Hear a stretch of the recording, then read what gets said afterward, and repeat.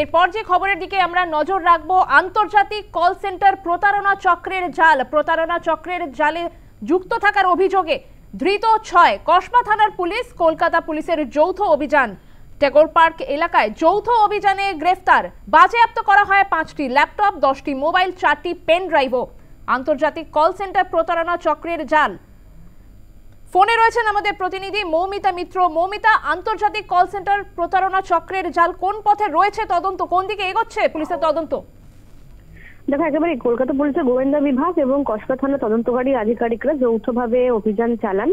কসবা থানার অন্তর্গত টেগোর পার্ক এলাকা, সেখানে একটি রেসিডেন্সিয়াল বিল্ডিং সানশাইন অ্যাপার্টমেন্ট, সেখানকার সেকেন্ড ফ্লোরেই এই কল সেন্টার চালানো হচ্ছিল দীর্ঘদিন ধরে। আন্তর্জাতিক কল সেন্টার চক্রের মাধ্যমে একাধিক ব্যক্তিদেরকে প্রতারণার অভিযোগ রয়েছে এবং ইতিমধ্যে 6 জনকে কলকাতা পুলিশ তারা গ্রেফতার করেছেন।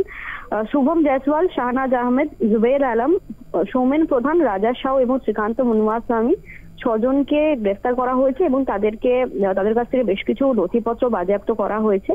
এবং মূলত এই কল সেন্টারের মাধ্যমে একাধিক ব্যক্তিদের কাছ থেকে লক্ষ লক্ষ টাকা হাতিয়ে নেওয়ার অভিযোগ রয়েছে। বিভিন্ন জায়গায় কল সেন্টার প্রতারণা চক্রের অভিযোগ সামনে আসছে এবং এক্ষেত্রেও ধৃতদের কাছ থেকে বেশ কয়েকটি পেনড্রাইভ, 4টি পেনড্রাইভ, 10টি মোবাইল ফোন, 5টি ল্যাপটপ সহ বেশ কিছু কাগজপত্র উদ্ধার করেছে পুলিশ। তাদেরকে জিজ্ঞাসাবাদ করা হচ্ছে এবং এই প্রতারণার মাধ্যমে কতজনকে এই প্রতারণার জালে ফাঁসানো হয়েছিল এবং কতজন এই প্রতারণার শিকার হয়েছেন সেই বিষয়গুলোই মূলত খতিয়ে দেখা হচ্ছে। বিভিন্ন জায়গা থেকে এই ধরনের আন্তর্জাতিক কল সেন্টার প্রতারণা তথ্য সামনে আসছে এবং তার ভিত্তিতেই কলকাতা পুলিশের এই তল্লাশি অভিযান এবং সেই অভিযানে টেগোর পার্ক এলাকা থেকে 6 জন অভিযুক্তকে ইতিমধ্যে গ্রেফতার করা হয়েছে।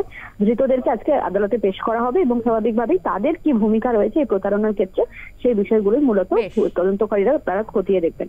অনেক ধন্যবাদ তোমাকে মৌমিতা। আমাদের সঙ্গে ফোনে ছিলেন প্রতিনিধি মৌমিতা মিত্র।